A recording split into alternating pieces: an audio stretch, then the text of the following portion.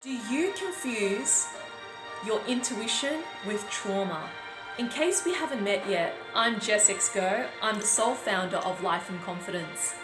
And I'm going to share with you a story for you to be able to differentiate how we can make decisions from a place of trauma because we think it's intuition, and how we make a decision from a place of fear that is actually valid, not from a place of trauma.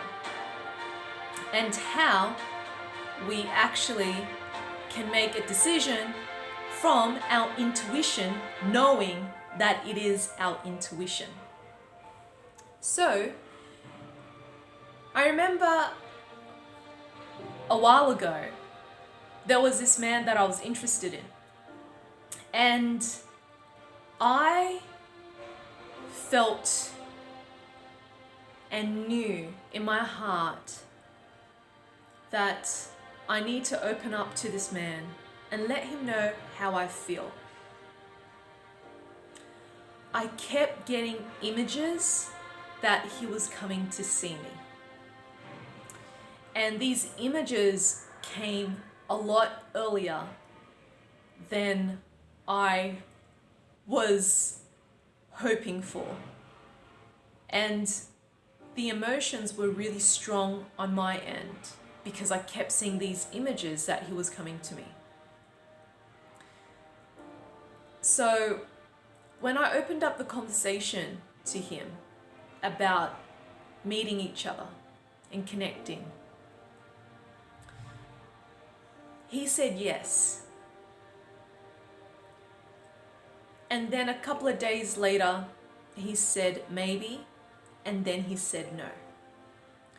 So in hindsight, I can see when he first said yes, it came from his intuition. Why? Because there was a strong pull to see me. And he wasn't in his head thinking about it. It just felt right. So that's when we can make a decision from our intuition. Is that we're not in our logical minds trying to analyze the pros and cons. We're doing it because it feels right. It feels right in our gut. It feels right in our heart. So our intuition is our higher self or our spiritual guides speaking to us through our gut or through our heart. Whatever portal that feels connected for you when it comes to your intuition.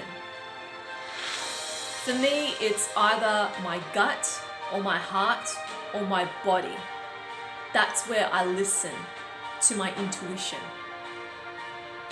It feels like this is a yes. And so when it feels like this is a yes, then it's time to go for it. But it feels like it's a no, then it's a no. So that is the first instance how you can see where we can make a decision based on intuition. Now here's the tricky bit. Then he changed his response and said maybe. And when he said maybe, he was getting confused. He was starting to operate from a place of fear. And then he said no, because he trusted the fear more than his intuition. And I took that personally. But in hindsight now, I can understand his way of thinking. So, where is this fear coming from? The fear for him comes from trauma. The trauma is that he feels suffocated to commit to something. And he was projecting that onto me. Despite I was showing interest in him, and I was very much open and showing him that I was available to him, but he made it as if this is too overwhelming, this is too much. And so this trauma is coming from his past experiences with his exes and also his mother, being brought up with a really controlling mother. So this is where we can make a decision from a place of trauma. It doesn't actually make sense because the fears and the lies and the illusions that we tell ourselves brings us to this conclusion that this doesn't feel safe. And it doesn't feel safe, it's not because of the person, it's actually because of the stories and the lies and the illusions that you tell yourself. So this is really tricky to navigate because it's so easy to respond from trauma by saying no, by being dismissive, because we're not able to see things clearly without the lens of trauma. Because if you are able to see things clearly, you wouldn't be responding from trauma. You wouldn't be projecting and transferring your past experiences onto others. And this is where you need to strengthen your discernment to see clearly, to pass through the fogginess, the big picture.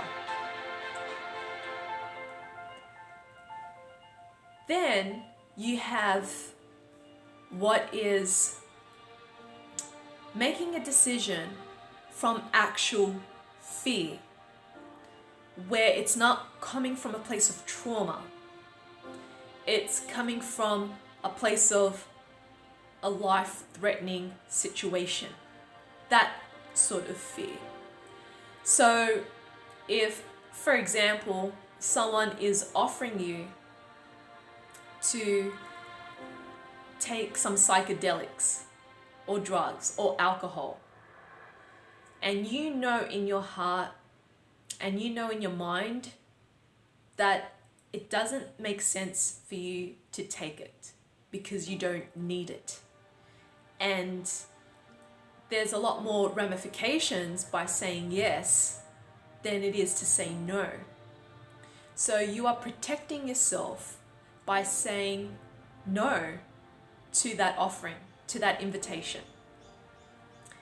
Because you know if you were to say yes, you will lose control, you won't feel safe, and you will regret your decision later.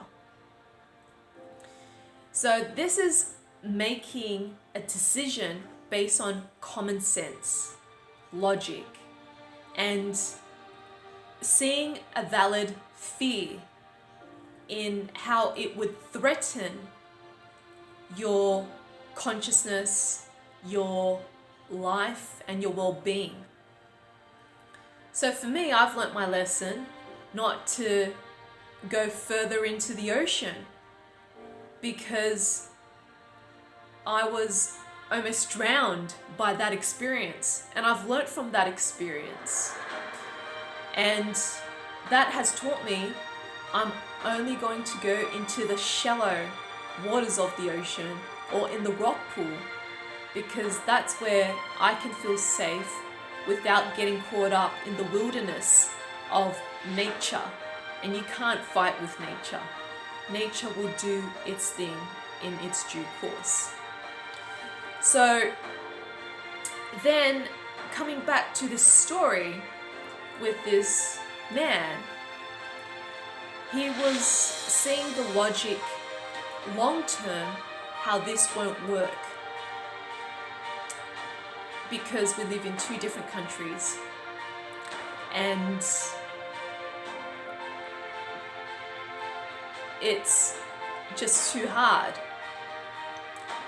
So that's where he's able to see this how it doesn't make sense to do this now, because the emotions for me are so high and delicate and fragile compared to what he was experiencing with me. Then a few months later, I was about to shut the door from him forever. And when he realized that, he finally confessed that he actually wanted the connection. But he was just afraid that he would lose me if he went for it, because what if things didn't work out?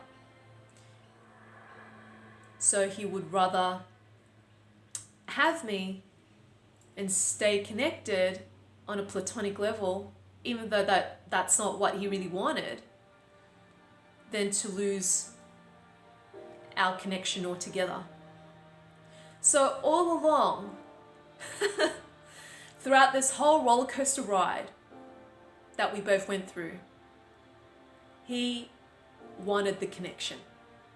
And that was his highest self speaking to him this whole time.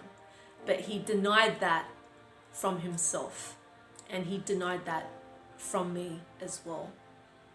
So this is the power of how we can say no to our intuition and what spirit is telling us to do in order to act for the highest good for ourselves and for all. So this takes time, for you to strengthen that ability, and it may be very natural and innate to you. So if you struggle to listen to your higher self or to differentiate the difference between intuition and trauma, you might want to experience levels of dismantling your past conditioning of trauma, so you are no longer operating and making decisions from a place of trauma.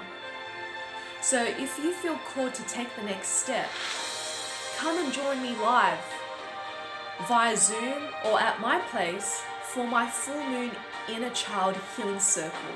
You can click on the links below to register and join me.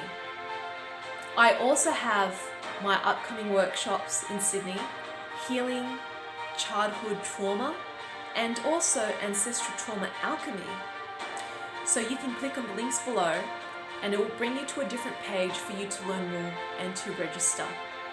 And if you're in Adelaide or planning to come to Adelaide, I also have Transforming Trauma Workshop, which is a 2-day cathartic immersion where we're going to start peeling layers and dissolving the armoring of your coping defense mechanisms that is no longer serving you on a soul level anymore.